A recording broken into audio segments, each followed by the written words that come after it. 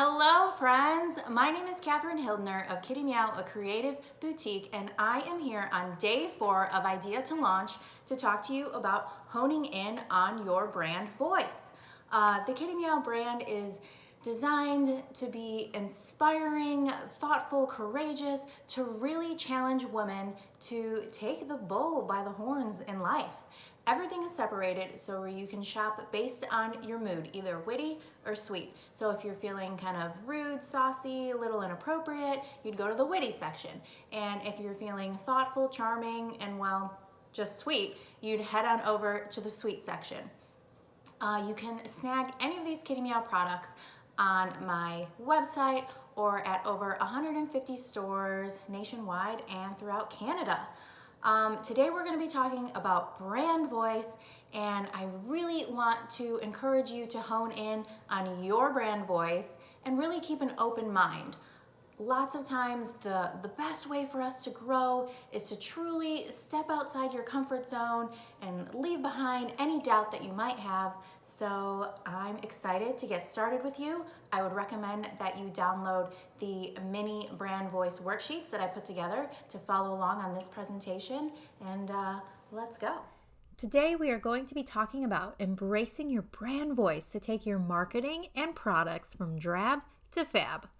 There was once a time where I too didn't have the confidence or direction to really hone in on my brand voice, or even know what that was or what it sounded like.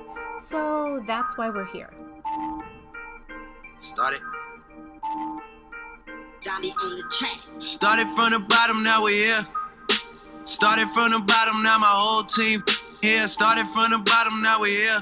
Started from the bottom, now the whole team here. Started from the bottom, now we're here. Started from the bottom, now my whole team in. Started from the bottom, now we're here. Humble beginnings, like for real. A little backstory about me. I went to college for graphic design in DeKalb, Illinois. When I graduated from school, I packed up my Honda Accord and moved to Las Vegas, where I got a job in nightlife advertising. I worked a lot, learned a lot, but at the very end of the day, I wasn't happy, and it was a soul-sucking career that made me not want to get out of bed to go to work every day. It took a while and lots of long extra hours and lots of money, but I finally mustered up the courage to leave my corporate 9-to-5 job and start working for myself. And that's where Kitty Meow was born. I started off designing baby shower and wedding invitations. This one owl baby shower invitation, to be exact. The one here that's green and brown and purple. Friend, I have to tell you, looking back on the way I did things, it was years and years of flying by the seat of my pants, trial and error, and working harder, not smarter. My designs didn't have focus, and I kid you not, I would bring in my own cardstock, wait in long lines at Office Max to go through the drill of explaining them exactly what I need and how I wanted it printed to get my designs printed there. Nothing wrong with that, but the lack of quality and the time wasted to save a buck was insane. But you don't know what you don't know. I mean, I used to hand cut every individual piece of paper, tie and glue ribbons, and even glue pieces of paper to the other pieces of paper because Office Max could only handle printing a certain thickness of cardstock. What a nightmare. But the process aside, it didn't have a brand aesthetic. I didn't have a brand aesthetic. I just had a bunch of very different looking designs now that I look back on it. If you hop on my Instagram at Kitty Meow Boutique and scroll all the way down to the bottom, you'll see a hot mess express of pics that have no brand direction. I think we all start like this, and as we grow into our business and grow into ourselves as people, we really hone in and become aware of how we want to present ourselves to the world. My mission here is to help you get there faster. When I first started doing some business coaching, I was pretty taken aback when a coach of mine told me my brand didn't have a clear vision. I mean, I had just paid to have a website created. I thought it looked pretty and cohesive, but boy, was I wrong. Your brand voice is more than just literally your voice. It's how you present yourself in all that you do, from your product descriptions, social media content, your photos, and how you literally show yourself in public or video. So here you can see on my Instagram, this is somewhere in the middle. I'm trying to be better, but I'm not quite there yet.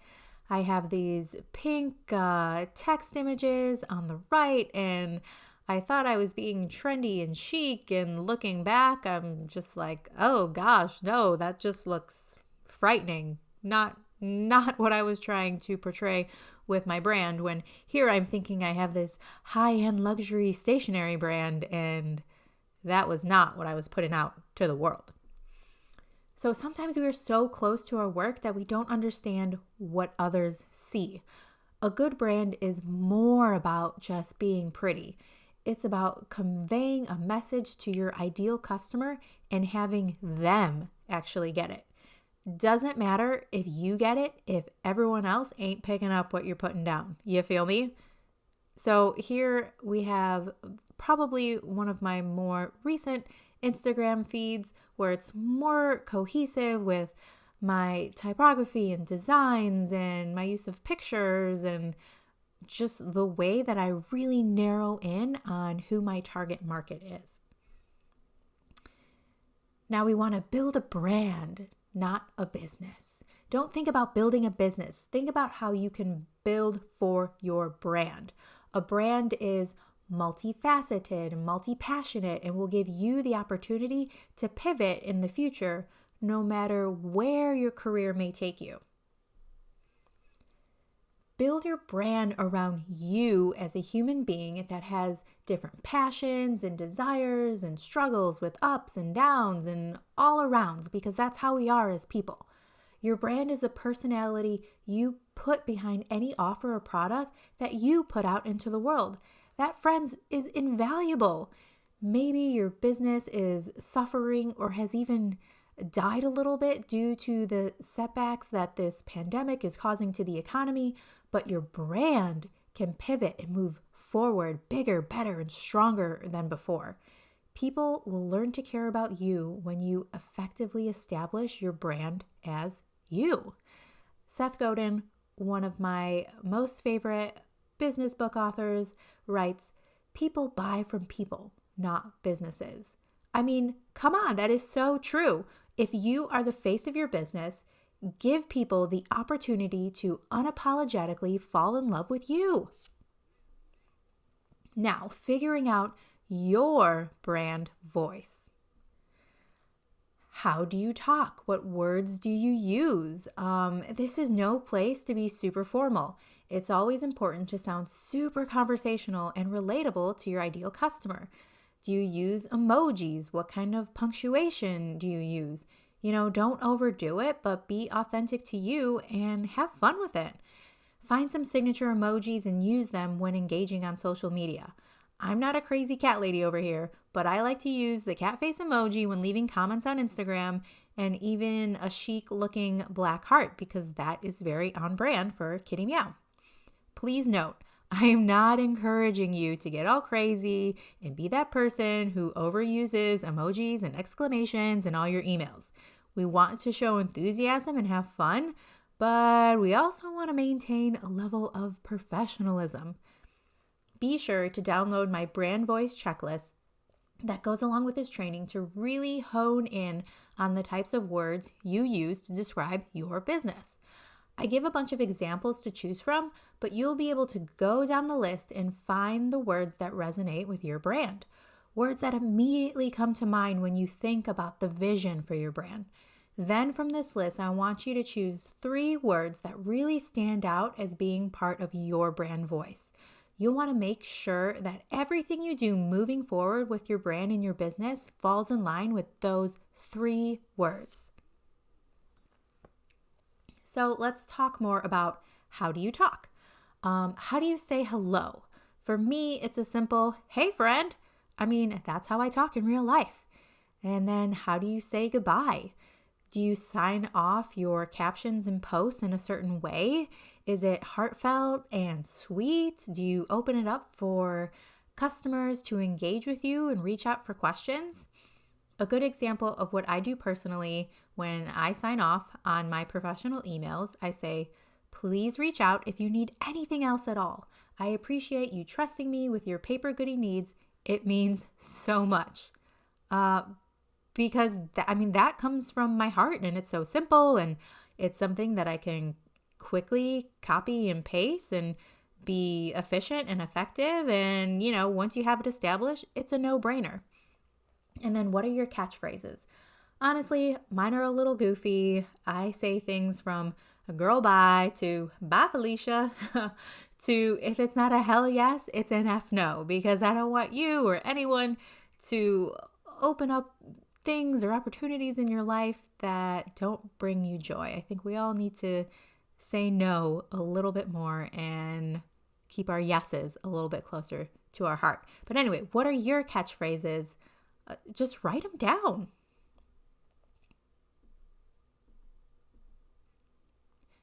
Next, we're going to talk about what are your customers' pain points. Figuring out what your customer is struggling with will help you figure out the best way to speak to their needs. So, what problems are your customers facing? And how are you going to help them? It's important to think of your product as a service. If you are going to speak to your customer to help solve whatever problem they're struggling with, you really need to think about how you're providing a service, even if you're literally just providing a product. If you think your product doesn't solve any problems, friend, you are so wrong. Even if you're offering good vibes, laughs, and cozy and comforting feelings, that is a win. And if you're making it a no-brainer and easy to deliver these good vibes, then that is where the moneymaker is. You need to speak to their pain points so they feel heard and understood. People don't buy from you when they understand you. They purchase from you when they feel understood. So if you're speaking to their heart and where they are in that moment and season of their life, then you have a better chance of connecting with them. Tug on those heartstrings. So we talked about their pain points. What about their pleasure points in totally a non-creepy way? What gets your customer fired up? How can your messaging really hit home, and what brings them joy? What gives them all the feels? Once we know what they love, we can focus on giving them more of that. Do they love showing off a high-end product? Do they love products that are kind to the environment and take into consideration the earth? Do they love pop culture and like to laugh? Do they love making others feel happy? Do they like the way they feel when they're using your products? If you know what they're struggling with, then you can go to the other side and know what gets them excited to jump out of the bed in the morning to start the day. What does your brand look like?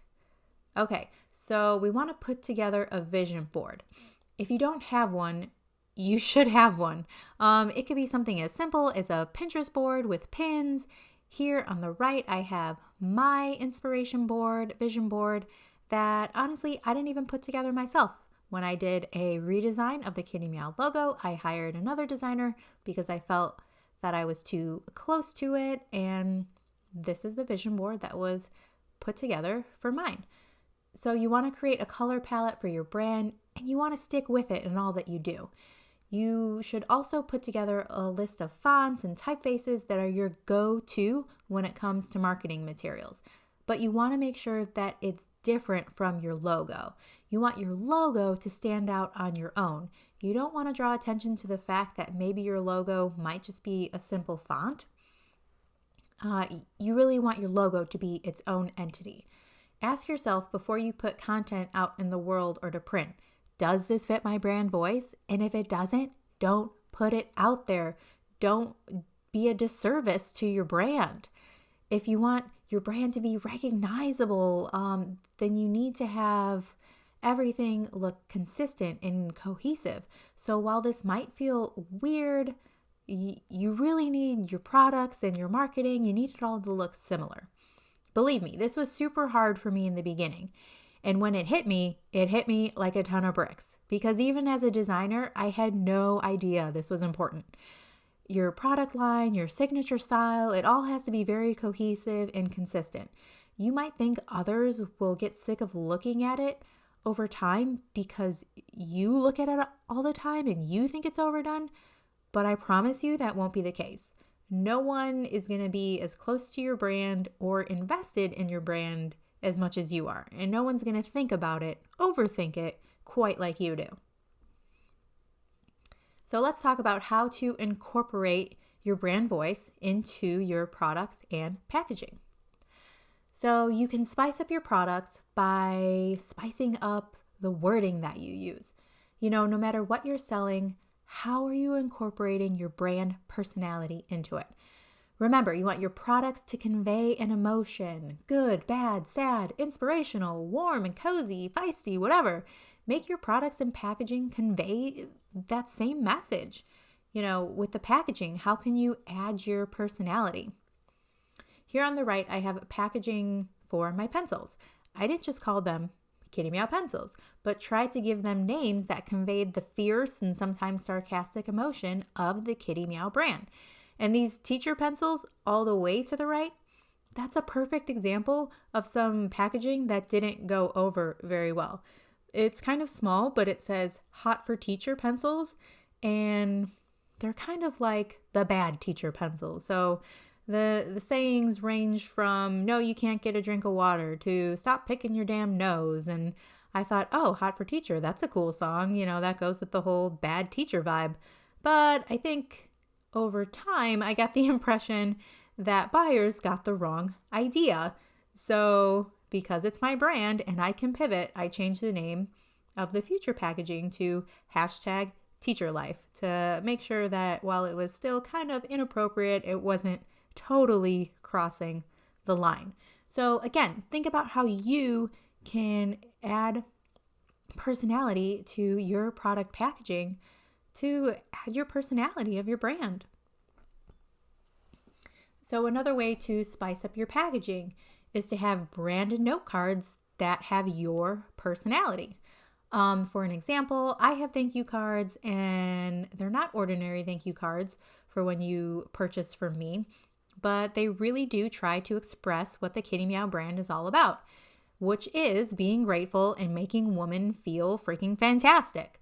So my branded thank you card on the front says, Kitty Meow equals freaking grateful for your gorgeous face. What can you do to make your brand packaging really give off the vibes you want it to? And again, sometimes we're too close to our own brand to see it for what it really is. So I would recommend asking a friend for their honest opinion on the vibes you're giving off with your products. I think you might be surprised at what people might say because, to be honest, in the beginning of my business, I thought I was portraying this high-end vibe, and I was not doing that at all, looking back on it. So ideas of vibes that your business could have could be anywhere from earthy with craft paper, recycled materials, natural twine, and muted colors to bright and fun with colorful confetti and, loud and bright ribbon, to a high-end luxury type packaging with, custom tissue paper or pattern tissue paper, thicker satin ribbon or silk ribbon, and the use of gold and metallics, or even a custom wax seal stamp. So how are we going to incorporate social media and email with our brand voice? To spice up your social media, I know you're going to think I'm crazy, but I really want to encourage you to post more photos of yourself. Yes, for real. Post photos of yourself, put yourself out there, and give people the opportunity to get to know you. When you're writing a post, another thing I want to encourage you to do is to remember that you don't always need to talk to everyone in your posts. Sometimes you need to really niche down and talk to one particular ideal customer per post. And this might be confusing because a lot of times for your business, you can have more than one ideal customer depending on the different avenue of your business. But every time you write or every time you speak, try to focus on one type of customer. It doesn't matter that that particular message doesn't connect with all your customers. If they love you, they're going to keep on scrolling by. They're not going to be mad about it. They're not going to unfollow you. They're just going to say, hey, this ain't for me, and I'm going to keep on keeping on. So the types of Kitty Meow customers, so you can get a better idea of the different types of customers you might have in your own business, are as follows. So I have retail customers. These are people who purchase my products directly from me, whether it be online on my website, Etsy, or even with custom design projects. And then I also have my wholesale customers. So these are shops, brick and mortar storefronts who are interested in purchasing my products to sell in their own stores. And then I also have education customers. So people like you who follow along with me to learn as I share about my business journey and teach tips that have helped along the way. Again, when I'm writing a social media post or I'm sending out an email, I'm not going to try to talk to all 3 of these customers at once. Like that, you're not going to connect with anyone if you're trying to include everyone. So really hone in, make that person feel special, and include your brand voice and personality as much as you can to speak directly to one type of customer at a time. Another formula, a simple formula I like to call the hook, story, close to spice up your social media or any of your emails is, again, the hook, story, close method. So hook, get their attention right off the bat, get them to stop the scroll, get them to open up that email. I mean, that is half the battle. We are all there's just noise everywhere that we go. And to get someone to stop in their tracks, to get their attention, that is what you want to do to get them to pay attention to what you're saying. And then once you get them hooked, you want to share a story. Don't just send out an email with pictures of your product and expect people to buy from you. Use your brand voice to hook them in and then tell a story. Let people get to know you. Show your personality.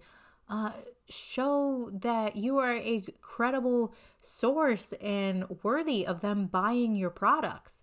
And then a call to action. You want to do the close. You want to get them to take action by telling them exactly what action you want them to take. This sounds so obvious, but I do think that this step is often forgotten. Like every post should have a call to action, not 5. One call to action. And it could be super simple. Do you want them to go to a website link? Perfect. Tell them to do that. Do you want them to tag a friend? Do you want them to give it a heart or a like? I mean, whatever it is, you need to spell it out. Super simple, easy breezy. Give a call to action, close the deal, and be on your merry way. Okay, so how do we incorporate our brand voice in customer service? You can spice up your customer service with some more quick, easy steps that use your brand voice. So think every time that you have a touch point with a customer, are you being true to your brand voice when you're engaging with customers? Show some enthusiasm, people. If you can't get excited about talking about your products, then no one will. One of my biggest pet peeves as a buyer is when I message a business owner about wanting to purchase their product or service and I have more enthusiasm than they do. I'm like, are you kidding me? There's a million other places I can spend my money. Why do I feel like I have to convince you that I should be worthy of buying your product? That's so backwards, and you don't ever want to come across like that to your customers. So be excited and show enthusiasm when they reach out to you. What will you do to delight and surprise your customers? What can you do to add value? You can give a freebie. Lately, I've been giving a complimentary greeting card with some of my orders. And then when I include a handwritten note, because everyone should include that small personal touch, I make sure I point it out to them so it's top of mind. Again, include the handwritten note. Make sure your packaging is so freaking special that they want to share it all over social media and tell all their friends about it. That maybe they didn't even buy something for themselves. They bought it for a friend, but they got it in the mail and it was wrapped so beautiful that they feel like it was a gift for them. I mean, people talk about that. Another idea is to give them a coupon for future orders. So those are all ways that you can add value. And then the last touch point of customer service, which to me is so important that I do think people forget about, is to follow up. Follow up, follow up, follow up. Make it simple by creating scripts that you save on your computer and then copy and paste into emails and messages. Here on the right, I have the exact script that I use and copy and paste for every order sold because one, I want to make sure that my customer receive the item, even though I likely know that they already did. I want to make sure that they received it, make sure that they were happy with it, that there were no issues, and then I sneak in there that I want to ask them for a favor, and I want to ask them to leave a positive review, and I make it super simple so they know exactly where to click, exactly where to go, and then I also give them ideas of what to say in that review. So again, this does not need to be complicated, but if we don't encourage customers to leave positive reviews or leave testimonials, then people are so busy and they're gonna forget and it's gonna fall by the wayside. So you make it a point not to forget and you make sure that you follow up with those customers. And if they don't give a 5-star review feedback, use that as a learning opportunity to make yourself and your business and your brand better. Okay, and last, we are going to incorporate brand voice into videos and in person. So, how do you show up in person or in videos? This can be the scariest and most daunting one, but I encourage you to literally practice using your brand voice out loud on video, where it's a training like this or something as simple as an Instagram story, Facebook Live, or Instagram Live. It gets easier over time, I promise. You just have to keep showing up and you just have to have fun with it. Where are my introverts at? Oh, hi, me too. This one is hard for me, but wow, there is something so special about feeling confident in your brand voice and then being able to go out there in the real world and bringing that to life. I don't know if you've seen any of these RuPaul ads on Facebook lately, but for whatever reason, they've been popping up in my feed. But RuPaul is saying that if you want to make money, you need to wear a suit. You need to show up looking good, like looking like you make $1 million if you want to make $1 million. To be honest, on my day-to-day, I'm kind of like a bum. I'm a work-from-home mom. But man, when I do a video or I do an in-person market or a trade show, I am really trying to freaking bring my A game. Even if it's just wearing my signature red lipstick, like that is a part of my brand. And that is what I always want to be putting out there to my people. It's not about being fake. It's not about being inauthentic or not relatable. But think about how your brand dresses, so to speak, and really hone in on that. If your brand is fancy and sophisticated, then bring that fanciness with you. And when you're out representing your brand and doing a video, make sure you look the part. If your brand is more athletic, laid back, or chill, then show up like that. You know, there's absolutely nothing wrong with that. I'm not telling anyone they need to do what I do. Like, you need to do what you do and hone it and own it. And then another tip I like to give is to dress in your brand colors to really take it to the next level. Maybe you don't know where to start, but sometimes you know what your brand colors are and you say, okay, that's a good guideline. I'm going to go with that. So I know that I've thrown a lot of information at all of you in a short amount of time, but I have put together a branding checklist that you can download as part of this training. So be sure to download it. It goes along with everything and recaps everything that we talked about here in all the different categories of your business where you can successfully insert your brand voice.